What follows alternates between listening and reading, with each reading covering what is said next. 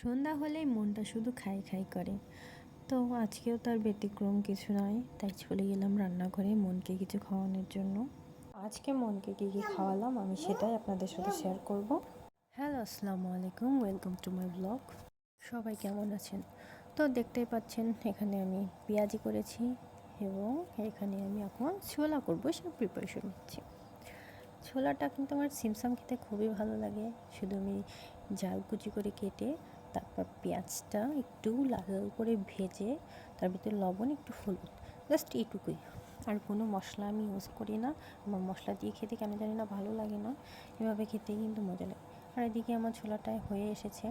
আমি ছোলাটা নামানোর পর মুড়িটা একটু ওই কড়াইতেই হালকা একটু আঁচে ভেজে নিলাম, তাহলে কিন্তু মুড়িটা খেতে আরও মচমচে লাগে, অনেক ভালো লাগে খেতে।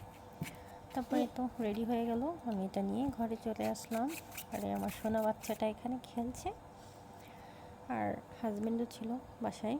তো আমার হাজব্যান্ড আবার তেলের জিনিস খায় না, তাই আমি নিজেই খাওয়া শুরু করে দিলাম।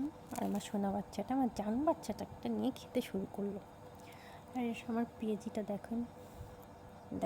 আজকে এ পর্যন্তই। আল্লাহ হাফেজ।